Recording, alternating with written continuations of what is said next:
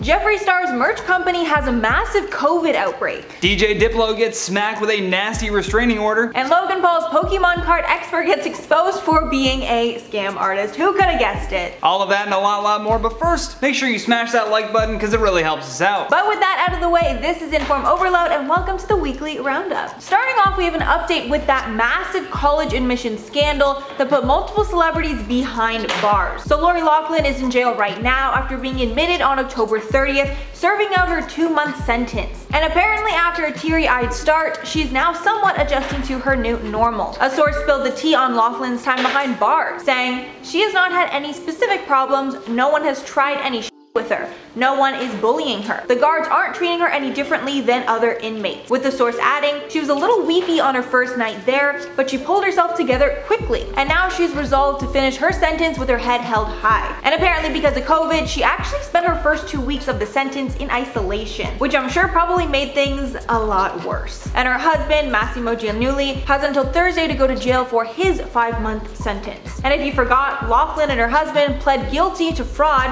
after they paid $500,000 to get their daughters, including YouTube star Olivia Jade, into USC on a rowing scholarship. And based on what Loughlin said in her sentencing hearing, it seems like she is sorry for everything, saying to the judge, "I went along with the plan to give my daughters an unfair advantage, and in doing so I ignored intuition and allowed myself to be swayed from my moral compass. I thought I was acting out of love for my children, but in reality it only undermined and diminished my daughter's abilities and accomplishments." And that's such a good point. Like, if my parents did this to me, I would only be thinking that they didn't think that I was smart enough to do it myself. And I'd honestly be really offended. Let me know if you agree in the premiere chat. But now on to Johnny for some 50 Cent news.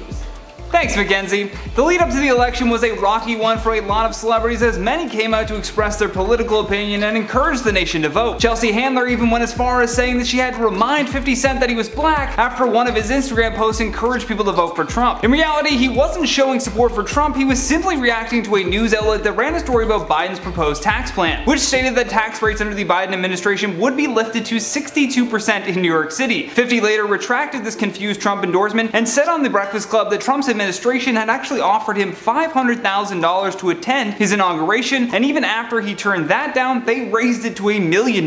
Yet even so, 50 Cent held his ground and refused the offer. 50 also said that Trump was trying to pay different artists to get more black Americans out voting Republican, but 50 knew that if he endorsed Trump, it would be a hard road to recover his reputation. But with that, let's head over to Jared for sports and science, and I believe he is on location at the World Health Organization. Jared, are you with us?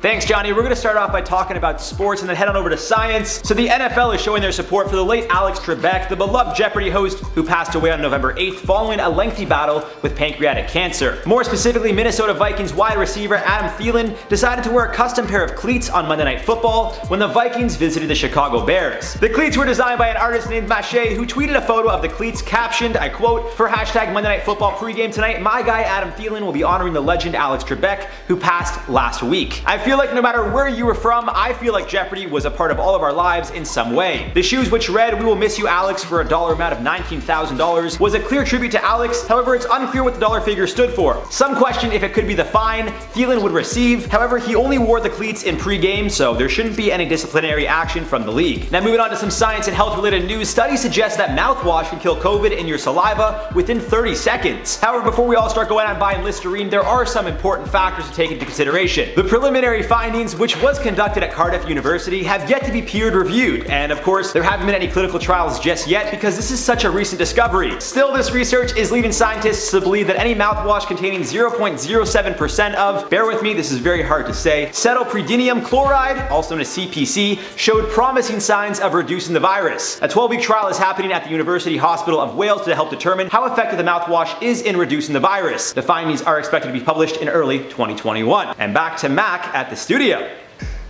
Now onto some legal news. So a California judge has just ordered Diplo to stop posting explicit photos of a woman online as part of a temporary restraining order connected to an ongoing revenge case against him. Diplo, whose real name is Thomas Wesley, received an order that said that he must stop posting pictures as well as delete any photos posted of the woman. According to the Daily Beast, the woman tweeted last month that Diplo had groomed her and later hired a private investigator to find her after an argument, saying that he he was a huge manipulating liar slash gaslighter who preyed on young women of all races but primarily young women of color. Then a little while later, she saw that someone tweeted out a naked photo of her that only Diplo had possession of. The woman's attorney believes that the account was a burner account for the musician, used as an attempt to silence her. And apparently the lawyer says that she knows multiple times that this has happened with Diplo in the past. But Diplo's lawyers had a very different story, with them saying that Diplo wants nothing to do with this woman and just wants her harassment of his family to end. I guess we will have to wait and see what happens here, but hopefully whoever is doing something shady gets brought to justice, because this story is just very messed up. Just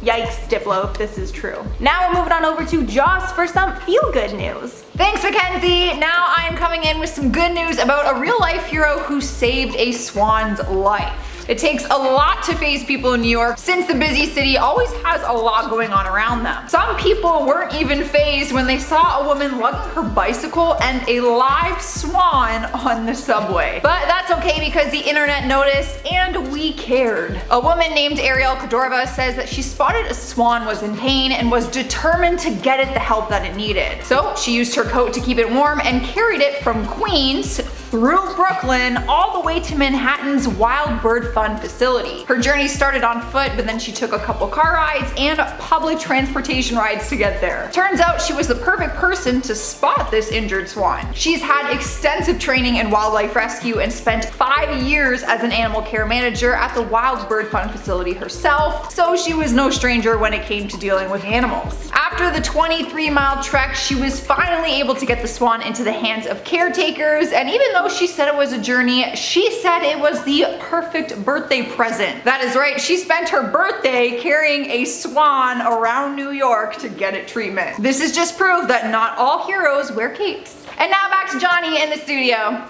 Thanks, Joss. When Logan Paul started to get back into collecting Pokemon cards, it sparked a surge in their value like nothing we've ever witnessed before. Gary Vee is attempting to do something similar right now with baseball cards, but his reach and his audience is much different from Logan's. Logan can mobilize and influence swaths of people with a single vlog. In fact, his last 3 videos have all been Pokemon related. Everything from I spent 150 grand on this card to I bought $200,000 worth of these cards. Now, he didn't actually spend that insane amount of money on a single Pokemon card. He spent it on the entire box, and as he went through the box, he had this collectible guru give his estimated evaluations. The problem is that his evaluations are insanely off. This was first noticed by YouTuber Pay Money Wubby, who pointed out that the first edition Bulbasaur goes for around $4,000, and yet this guru quoted Logan 10 grand, then he says but it could be 20, and then he says but it could be $30,000, which is just an insane jump considering that the value is only based off of a few factors. Now, to make the situation even more bizarre, Logan Paul's personal Pokemon advisor got duped on a $375,000 box worth of cards, and the idea when you purchase these boxes is that you'll be able to make more of your original investment back because you can sell the rarer cards in the packs and hopefully turn a profit. Unfortunately, the seller demanded to be paid in cash, and when the pack was opened, a clear fake was resealed and put inside to fool the investors. So now a lot of the value placed on Logan Paul's collection has been exposed as a scam to inflate the price of the cards. With that though, let's head over to Bree's Corner for some entertainment news. Thanks, Johnny, and hey Roundup gang, happy Friday. So Lana Del Rey got cancelled last month following her mask backlash. Basically what went down was Lana was doing a signing in LA in early October, and obviously everyone there was required to wear a mask, including Lana. But as pictures of Lana from the said signing started to hit the internet, people started coming for the singer for wearing a mesh mask. So many people started calling her a Karen for this because of the fact that her mask was sheer and not serving the purpose that a mask is supposed to, combined with the fact that she went on a feminist or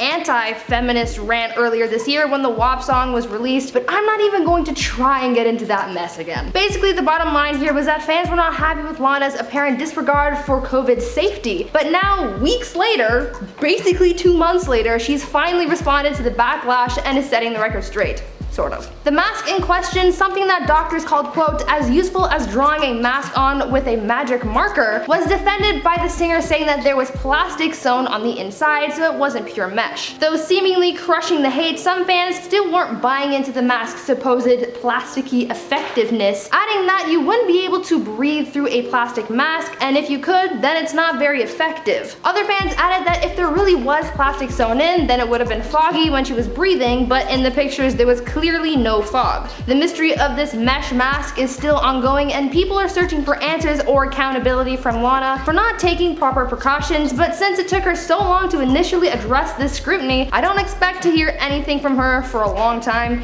if at all. In other news, Charli D'Amelio is facing heavy backlash following a recent YouTube video, Dinner with the D'Amelios, featuring special guest James Charles. The video, which is causing Charli to lose thousands of her followers, premiered on November 16th and has racked up over 8 million views and is currently sitting at number 13 on the trending page at the time of this recording. This video is causing some serious public image issues for Charli and Dixie for a few reasons, one of which being their manners at dinner. Their meal, which was prepared by a personal chef, consisted of a variety of different dishes. One of them was a traditional paella. Since it was a traditional dish, the chef included a traditional ingredient, that being snail. When it was served, Dixie made faces, started gagging after she smelled it, and even puked over the side of her chair after trying it. After her mom told her to excuse herself as she kept gagging off camera, Charli chimed in asking if there were any dino nuggets. Fans criticized their table manners, but also their treatment of the chef, since they were retching, calling the food disgusting, and asking for frozen nuggets over this beautifully prepared gourmet meal. It was kind of like taking your small children to a high-end restaurant. But it's not just the table manners that have fans pulling their support from Charli. It was also her remarks about her follower count that have people upset as well. Charli is the most followed person on TikTok, and she's on the cusp of breaking 100 million followers, or at least she was until this video left a bad taste. While at the dinner table, Charli was complaining that she wishes that she had more time in the year to be able to go from 1 million followers to 100 million followers in a year, to which James replied, quote, "Was the 95 million not enough for you?" I mean, he does have a point. Charli has racked up so many followers this year that she should be grateful for what she has rather than getting too greedy. And it seems like her fans have the same sentiment, since a lot of them have decided to unfollow her. As of now, she's lost over 500,000 followers on TikTok, and it's still going. Charli has yet to say anything about the backlash, but her sister Dixie did comment on the snail of it all, saying that she didn't mean to come across as disrespectful and that the whole snail thing was staged. And now back to Kenzie in the studio. And now to finish off, we have some crazy Jeffree Star news. So some of you might not know, but along with running Jeffree Star Cosmetics, he also co-owns a merch company called Killer Merch that works with tons of big YouTubers. But Los Angeles records are showing that there has been a COVID outbreak at Killer Merch, with 10 employees currently testing positive. This also could create issues with Jeffree Star Cosmetics, because from what I've seen, I thought that they all worked in the same building but in like different departments, but I mean, that might not be true. According to Los Angeles County's public health website, Killer Merch is one of the 167 non-residential settings in the county that has 3 or more confirmed COVID-19 cases. And Jeffree actually admitted to having COVID back in February, saying that a bunch of his employees had come in contact with the virus as well, with him saying he had a crazy fever when he was traveling in the Dominican Republic. With him saying in a video, "Way back in February, me, Shane, Madison, and a bunch of my employees had COVID. So I had it so long ago, I've gotten tested a lot. We've done a lot of photo shoots and I get tested all the time. I've never retested." And Jeffree's good friend Shane Dawson also talked about how he thought he had the virus in the beginning of the year, but he never got tested. With Shane saying in the video that he thought someone brought corona into his home, and then he noticed everyone around him then started to get super sick, including Jeffree and his assistant Madison. I'm not sure what this means for Jeffree's business, but hopefully his workplace was following all precautions. With that though, let's check out some of your comments from our last weekly roundup. Priestess Yuki says, "I think Johnny likes to spend his weekends dressing up like Sherlock Holmes, sits at his desk, and solves mysteries from the unsolved cases." I like this theory. Yeah, now I can fully see it. Makes me sound way cooler than I am. Jay Marshall says, "I love how sometimes Jared doesn't even seem to know where he is, let alone what he's trying to read. Don't worry, bro, I get that feeling all the time." The truth is, Jared like never knows who he is. We always determine it like 3 seconds before he's about to go on. We're like, "Hey, where is he?" And then we like figure it out. We just like throw it in there.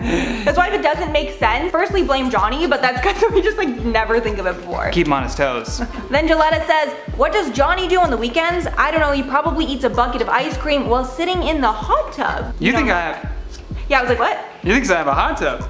Yeah. Nice. I'm good with this one too. Yeah, I feel like this is just, I don't know. It's a cool lot of theories. interesting stuff. A lot of interesting theories. Annabelle says, "I have never loved news until I found this channel." Oh my god. We're so happy to hear that. Thank you, so Queen. much. We love you. Then Yen says, "To be honest, I'm sick of the Fantastic Beasts movie, and I'm never gonna watch Aquaman series 2. You'll probably be fine without it. Yeah, I think your life will be much better without it anyways. It'll be alright. Yeah. But thank you so much for watching our weekly roundup. I've been your host, Johnny Rogers. And I'm Mackenzie Smith. And until next time, stay classy. Bye, guys. Rocky won. Actually, I should be like, thanks, Mackenzie. Thanks, Mackenzie. Americans out to. Let me try that again. With that though, wait, hold on. Where are you gonna be on location? Where do you want to be? I don't know. You think it's Mashy? Mash? How do you think you say that? Mache? Mache. I don't know. Because his Twitter name was like literally at Mache, the guy who makes art or something, and I was like, Yeah, it might be Mache. What do you think, Mache? Where Right where the Oh yeah. under the cleats, Mache? Have yet to be pure. That coffee just hit, and I'm f***ing going right now. I had to look up for a second. Like, dude, like I'm f***ing going right now. I can't. Like I'm trying to slow my down, and I'm just like, f***ing, I can't. Bear with me. This is a very, very hard word to say. Settle prediniet. Okay. Oh. You nailed it though. Settle predinium. Okay. Okay. And back to Mac at the studio. Don't call me back. Back to Kenzie at the studio. I prefer, you know, Kenzie or Mackenzie, but I get called Mac kind of a lot. What's that? I've been trying to call you Kenzie, but you don't. Thanks, babe. Appreciate it. You're going with Mackenzie, so that's on you. I'm just switching to Ken's now. You're I Ken, love it. You're John, and what am I, Jared? We're all gonna go short for now. Damn, Jared was on something, I swear. There could be like 10 straight minutes of bloopers for what just went down. You guys don't even know. Just be like, thanks, Mac. And then. Mac? Okay. No, Mackenzie. Oh no, sorry. I was gonna say, We just had a whole argument about this. And I don't call you Mac. I don't call you Mac, I call you Kenzie though. Thank you. I like Kenzie. It's literally only the guys that have not gone. I always say Kenzie. Okay. So thanks, Mackenzie? Kenzie. Kenzie? Editors, there's a third picture to use if you want. It's really cute. What do I say? Just be like, and now back to Johnny in the studio. Not Jonathan? For some updates on, what should I say? Alright, I'm here to mess things up for everyone. I should say thanks, Jonathan. Yeah, sure. No, I'm not gonna do that. Thanks. Huh? You good? Oh, yeah. It's your funeral. Yeah. I'd rather see another day, so.